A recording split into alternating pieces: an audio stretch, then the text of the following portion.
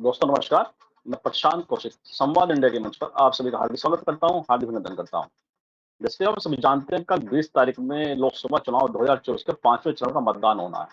4 चरण का चुनाव हो मतदान हो चुका है और 5वें चरण के मतदान के लिए सभी राजनीतिक पार्टी अपनी तैयारी में जुटी हुई हैं कि कैसे ज़्यादा से ज़्यादा लोगों को मतदान के प्रति जागरूक भी कर सकें और साथ ही अपने पक्ष में कहीं न कहीं माहौल बनाने की कवायद में सभी राजनीतिक दल इस समय जुटे हुए हैं। कि इन 4 चरण के पश्चात 5वां चरण जो कल होना है, वह काफ़ी हद तक भारत की जो आने वाला जो सत्ता है, वह किसके पक्ष में जाएगी या किसके साथ लोगों का जो रुझान है या समर्थन किस तरफ दिशा में जा रहा है, वह काफ़ी हद तक स्पष्ट भी हो जाएगा। और इन्हीं सब बातों पर चर्चा करने के लिए हमारे साथ देश के बहुत ही वरिष्ठ पत्रकार इस चर्चा में जुड़े हुए हैं। उनसे हम जानेंगे कि देश का मूड किस दिशा में जा रहा है, देश के लोग क्या चाह रहे हैं, देश के लोगों के सामने कौन से ऐसे मुद्दे हैं, जिसके आधार पर वह आने वाली सत्ता को चुनने जा रहे हैं। आप सभी का परिचय मैं उनसे करा देता हूँ। हमारे साथ राकेश अचल जी मध्य प्रदेश जुड़े हुए हैं, बहुत ही सीनियर जर्नलिस्ट हैं, अनेक वर्षों का उनका पत्रकारिता का अनुभव है। उनसे हम जानेंगे कि हालिया जो चुनाव चल रहा है देश का, उसका मूड वह किस तरह से देख रहे हैं, लोगों का जो मन मस्तिष्क है, उसको किस तरह से वह पढ़ पा रहे हैं। तो राकेश जी 4 चरण का चुनाव हो चुका है और कल 5वें चरण का मतदान होना है और 5वें चरण में सबसे कम सीटों पर 49 सीटों पर यह मतदान होना है। 49 सीटों पर वोटिंग होगी। तो जो 4 चरण के चुनाव हो चुके हैं, 5वें चरण का जो कल वोटिंग जो होनी है, उसको आप किस तरह से देख पा रहे हैं? क्या आप समझ पा रहे हैं 4 चरण की वोटिंग के पश्चात जो आम मतदाता है, उसका मूड किस तरह से पढ़ पाए हैं आप? क्या लगता है आपको? धन्यवाद प्रशांत जी। देखिए, देश में 18वीं लोकसभा के लिए जो चुनाव की प्रक्रिया चल रही है, उसके 4 चरणों से हम सब वाकिफ़ हैं कि इन 4 चरणों में जो मतदाता का रुझान रहा है, लगभग परिवर्तन की ओर रहा है। लेकिन पुख्ता तौर पर कोई ये दावा नहीं कर सकता कि ये सारा जो मतदान हुआ है, वो इस सत्तारूढ़ पार्टी को हटाने में काम आ पाएगा कि नहीं आएगा। लेकिन सत्तारूढ़ दल भारतीय जनता पार्टी का आत्मविश्वास है, वो सिर चढ़कर बोल रहा है और माननीय गृह मंत्री अमित शाह का एक दावा है कि वो इन 4 चरणों में 290 सीटें तो जीत चुके हैं। अब आखिरी के 3 चरणों में आप देखेंगे कि सबसे ज़्यादा कठिन, सबसे ज़्यादा क्रूशियल फेज़ माना जाता है, क्योंकि अभी तक जो चुनाव के मुद्दे थे, वो लगातार तेज़ी से बदले और चुनाव के मुद्दे बदलने के साथ-साथ ही मतदाताओं का मूड भी तेज़ी के साथ बदला है। जो कमिटेड मतदाता है अपनी-अपनी पार्टी का, उसको आप छोड़ दीजिए, लेकिन जो डिसाइडिंग फैक्टर होता है फ्लोटिंग मतदाता, उसका मन भी लगातार बदल रहा है। हर चरण के बाद उसके मन में तब्दीली आप देखते हैं, क्योंकि घटनाक्रम इस ढंग से इस देश में बदल रहे हैं।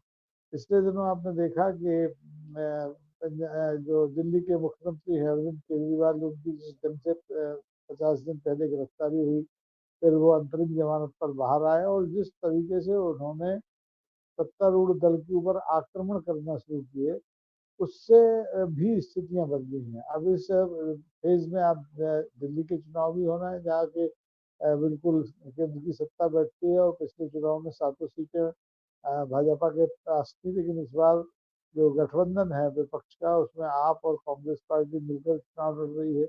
4 पर शायद आप है, 3 पर कांग्रेस है। तो ऐसी स्थिति में ये तय कह पाना इस 5वें चरण के बाद क्या सिनेरियो बनेगा, बड़ा मुश्किल है।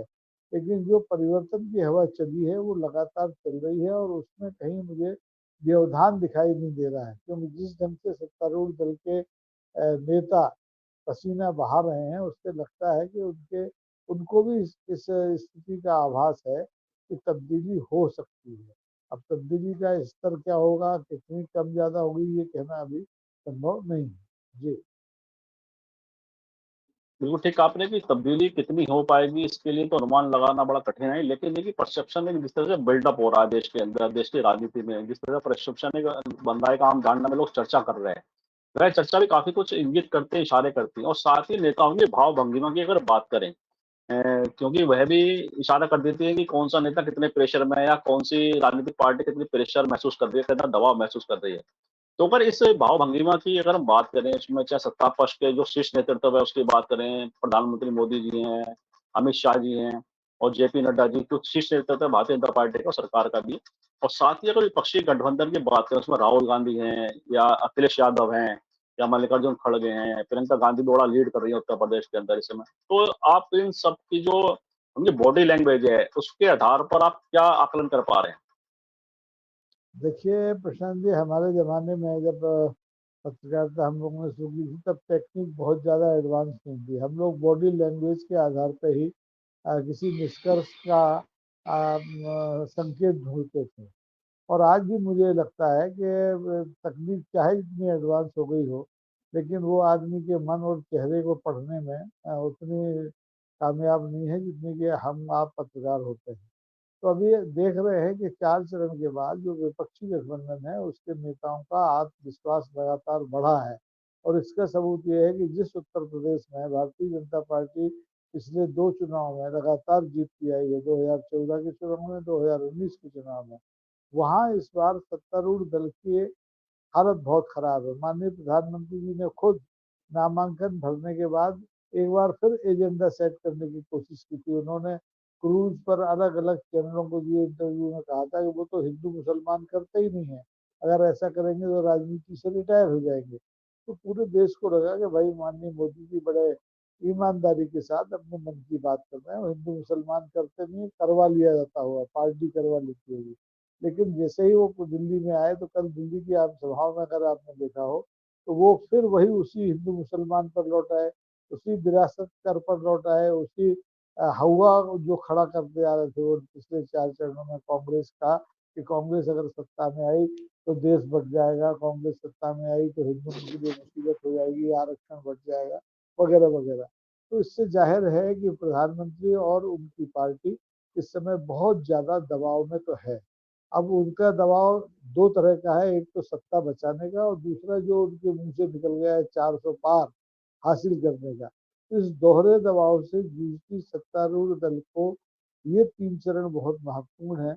अब इसमें वो कितना टर्नआउट अपने पक्ष में करा सकते हैं, ये कहना मुश्किल है, लेकिन वो एड़ी चोटी का जोर लगा रहे हैं, इसमें कोई दो राय नहीं है।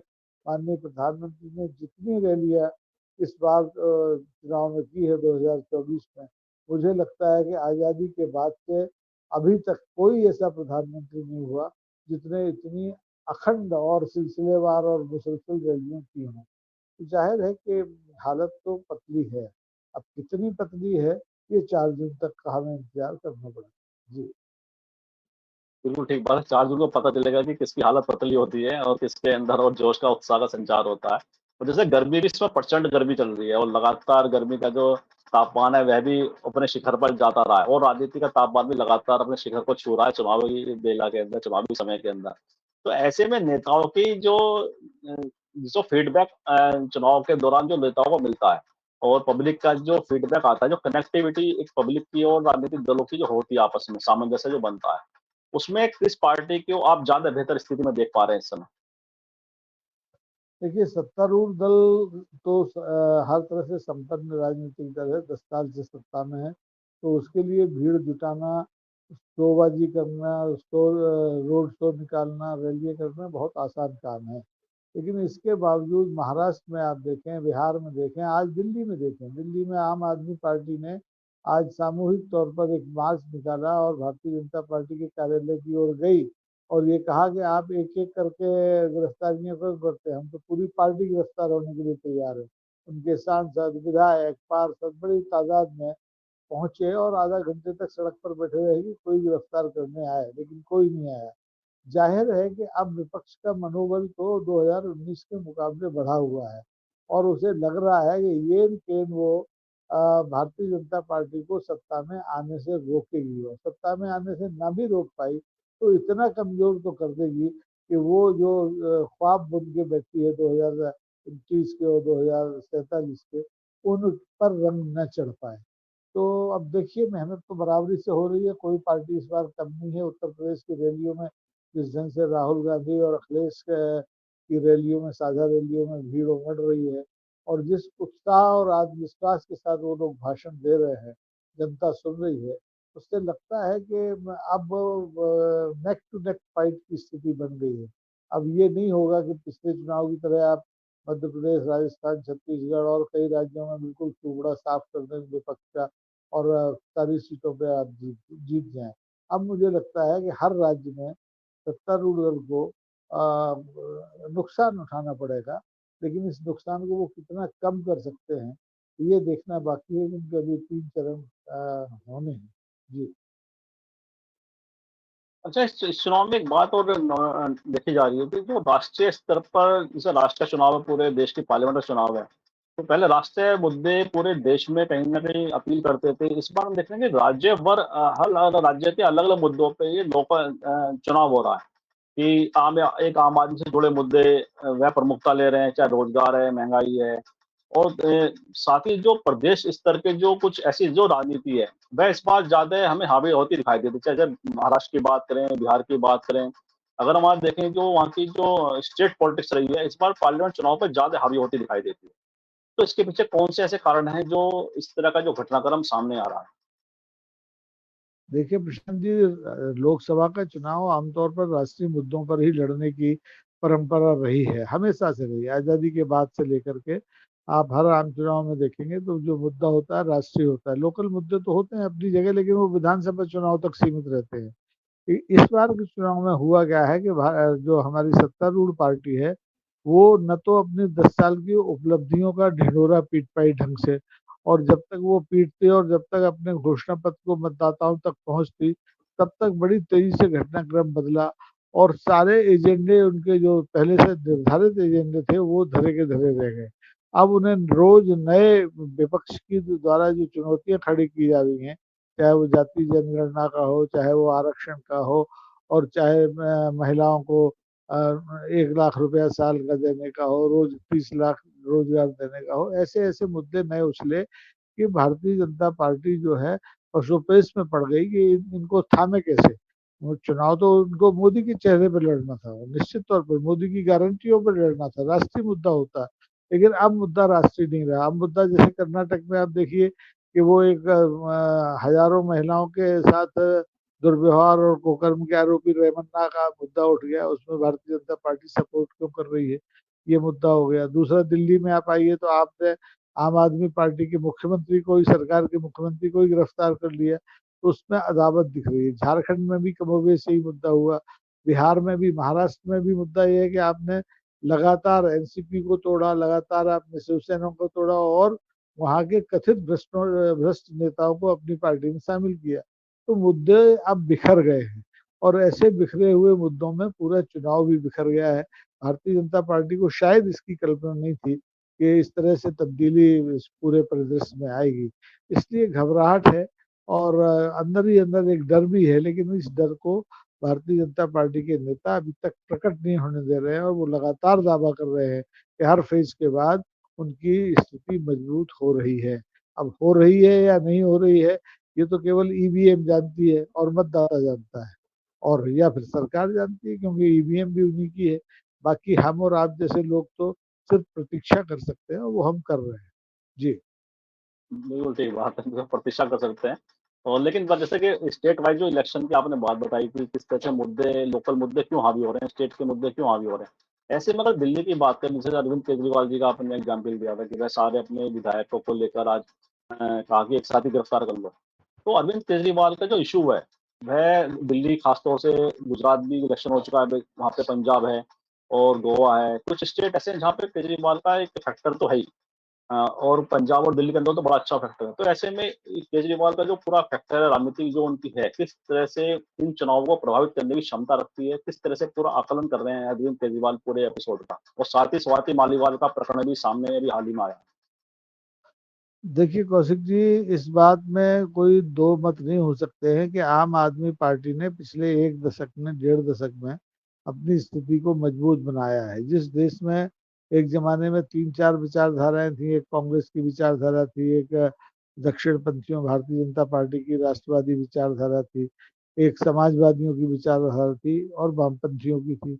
ऐसी विचारधारा प्रधान दलों में से वामपंथी हाशिए पर चले गए हैं, उनकी पार्टी को अब राष्ट्रीय पार्टी का दर्जा हासिल नहीं है। लेकिन आम आदमी पार्टी ने अलग अलग राज्यों में उपस्थिति दे करके, चुनाव लड़ करके अपनी पार्टी को राष्ट्रीय पार्टी का दर्जा दिलाने में कामयाबी हासिल की है। 2 राज्यों में उसकी सरकार भी है। गुजरात जैसे महत्वपूर्ण, जो माननीय मुख्य प्रधानमंत्री जी का गृह राज्य है, वहां पर भी आम आदमी पार्टी ने पिछले चुनाव में कांग्रेस को नुकसान किया, भारतीय जनता पार्टी की मदद की। लेकिन इस चुनाव में चूंकि कांग्रेस और आम आदमी पार्टी साथ साथ है, तो निश्चित तौर पर वो भारतीय जनता पार्टी के नुकसान करेगी। यही हाल गोवा का है। बाकी दक्षिणी जो मैदानी राज्य हैं उनमें अभी आम आदमी पार्टी की उपस्थिति उतनी नहीं है। लेकिन इन 4 राज्यों में भी अगर आम आदमी पार्टी भारतीय जनता पार्टी की जो 2019 की उपलब्धियां हैं, जो सीटों की संख्या है, उनको कम करती है, तो सीधे सीधे नुकसान सत्तारूढ़ दल का है। और मुझे लगता है कि इस नुकसान को रोकने में अब भारतीय जनता पार्टी सफल नहीं हो पाएगी, क्योंकि बड़ी तेजी से घटनाक्रम बदल रहा है। आज कुछ है, कल कुछ है। जैसे आपने स्वाति मालीवाल के मामले की बात की। स्वाति का मामला देखिए, वो राज्यसभा की सदस्य हैं और अन्ना आंदोलन से निकली कार्यकर्ता है, सामाजिक कार्यकर्ता है, और केजरीवाल जी से उनका कोई आजकल का संपर्क तो है नहीं, दशकों पुराना संपर्क है।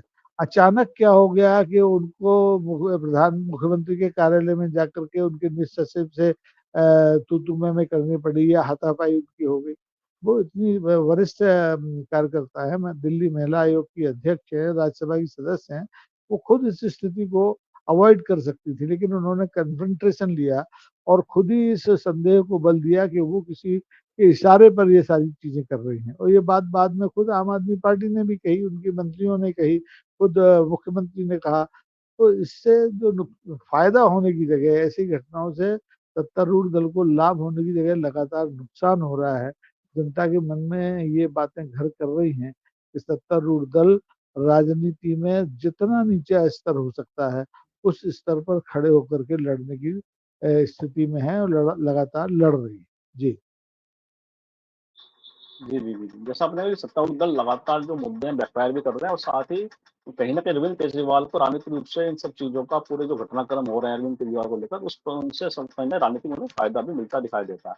अच्छा, अगर क्षेत्रीय छत्रप की अगर बात करें, चाहे अरविंद केजरीवाल हैं, उद्धव ठाकरे हैं, अखिलेश यादव हैं, तेजस्वी यादव हैं, रेवंत रेड्डी हो गए तेलंगाना में कांग्रेस के जो चीफ मिनिस्टर हैं, डीके शिवकुमार कर्नाटक में कांग्रेस के डिप्टी सीएम हैं, सिद्धारमैया मुख्यमंत्री हैं। तो कुछ ममता बनर्जी पश्चिम बंगाल में है। तो जो क्षेत्रीय राजनीति के जो वहाँ पे मुख्य भूमिका में जो राजनेता हैं और ऐसा लगता है कि क्षेत्रीय छत्रप पूरी राजनीति को इस समय हैंडल कर रहे हैं अपने-अपने राज्यों के अंदर। तो ये भी बीजेपी के लिए बड़ा मुश्किल साबित हो रहा है क्या? देखिए, भारतीय जनता पार्टी की लगातार ये कोशिश रही है 10 साल में कि वो विपक्ष को लगा कमजोर करे। लेकिन दुर्भाग्य ये है कि उसने जितना प्रयास किया उसमें उसको कामयाबी नहीं मिली। जैसे अपने कहावत है, बन गई है चौपाई रामचरितमानस की, कि जस जस सुरथा बदन बढ़ावा, तास दून कर रूप दिखावा।